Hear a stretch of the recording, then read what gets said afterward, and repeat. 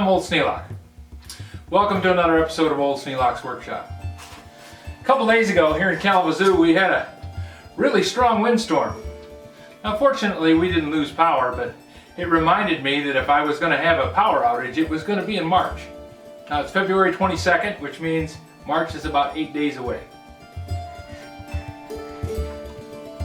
Now this one I recently picked up, and we'll see just exactly what's wrong with this one.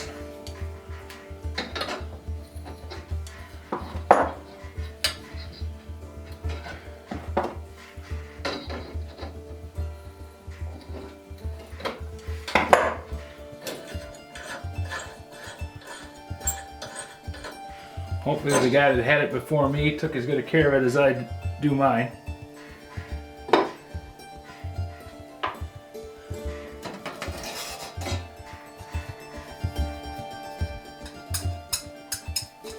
Not too thrilled about that. Riding on the Pyrex is a bad idea.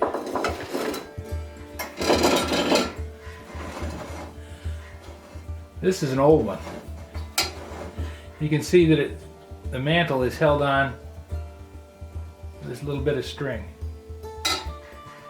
Now the mantle turns into dust as soon as you disturb it. That little string was enough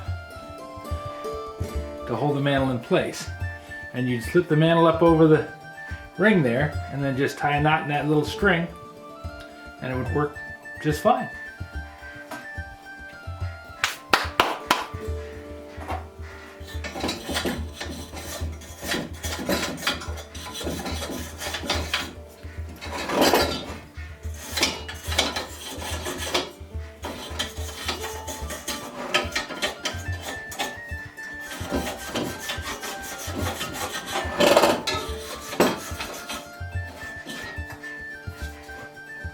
No mud daubers, so that makes it easier.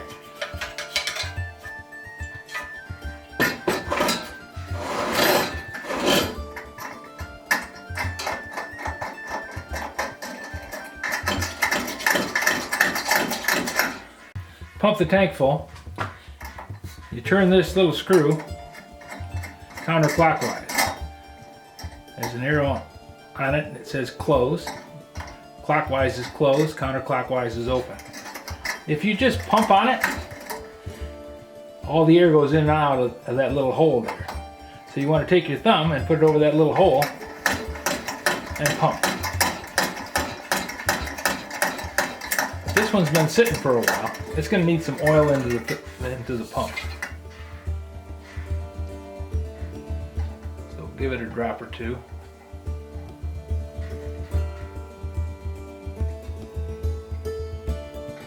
Doesn't take a lot.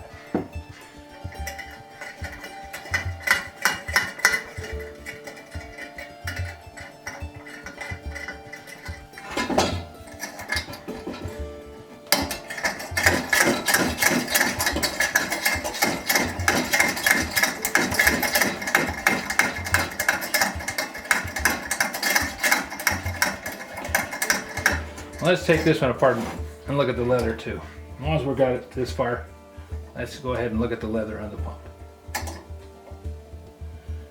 Take that clip ring loose.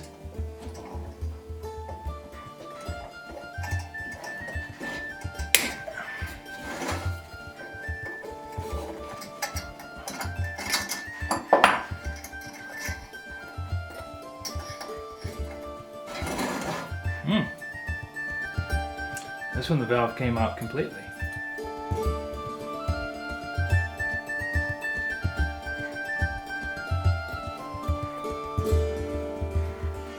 I'm going to put a little oil on right on the leather on this.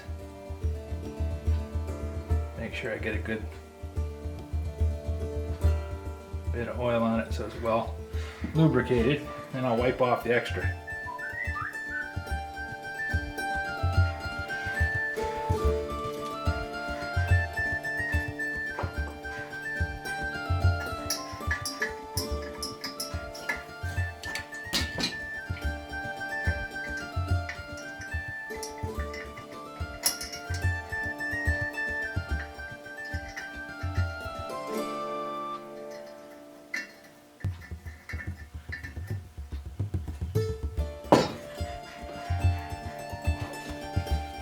don't have any dirt on it.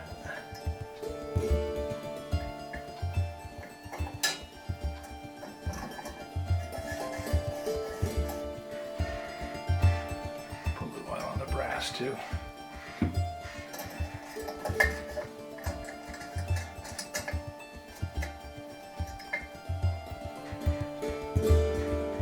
Clip ring back on.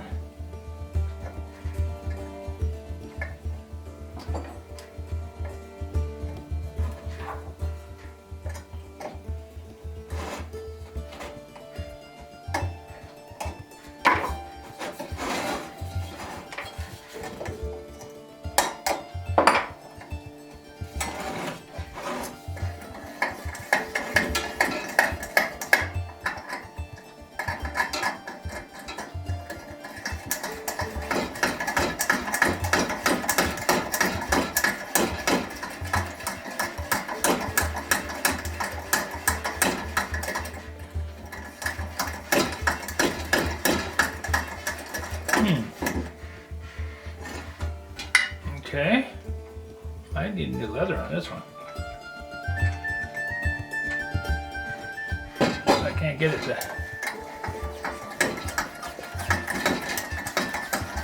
There we go.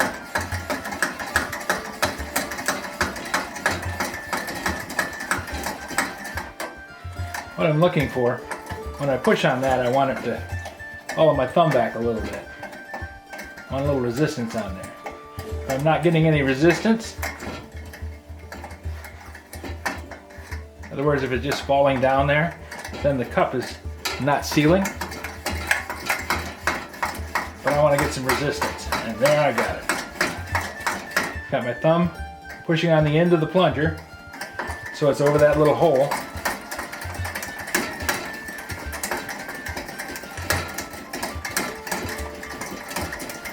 Build some pressure in the tank. Then I'm going to spray around here and see if I got any leaks.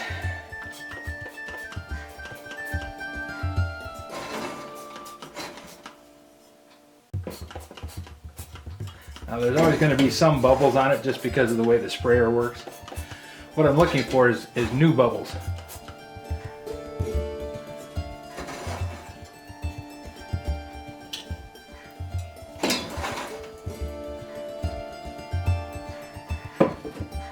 Not seeing any.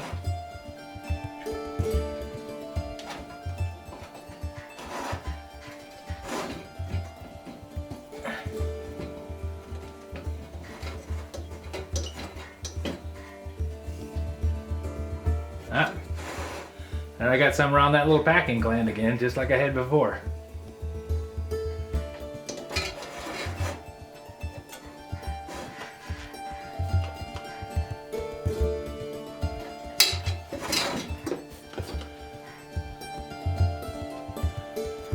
Nothing around the main packing gland. Not seeing any bubbles there. Just the bubbles from where the bottle made them as it sprayed.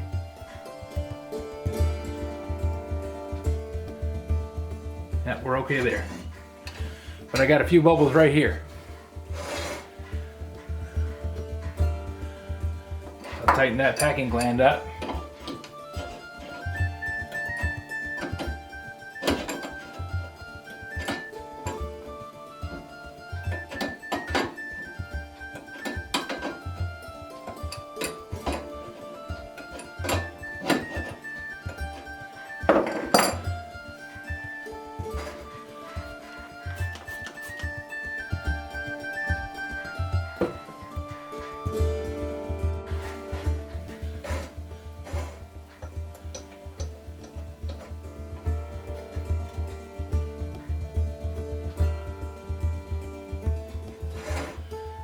Okay, pressure in the tank. Windex on the fittings. No bubbles. Everything is dry. Just the way we like it.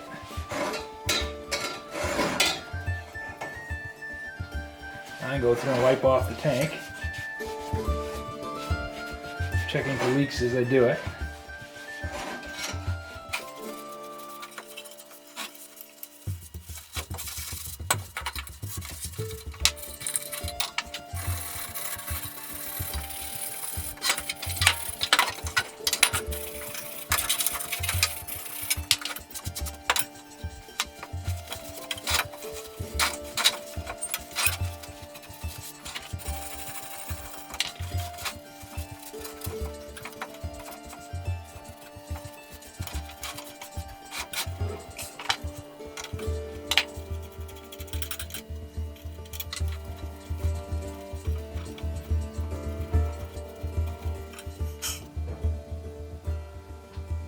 Gasket appears to be fine inside the cap. I want to make sure that I don't have any dirt or junk inside this tank. This one's rusty. That's not a good sign. I might have problems with this one.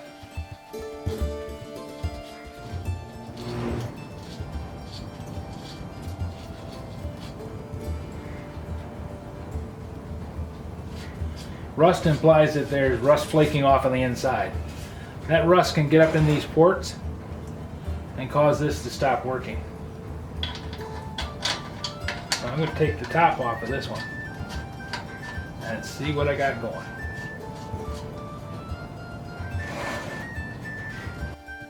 If you guys have any questions about today's video or any of the other videos on the series, please drop a note in the comments below. You know I read them all.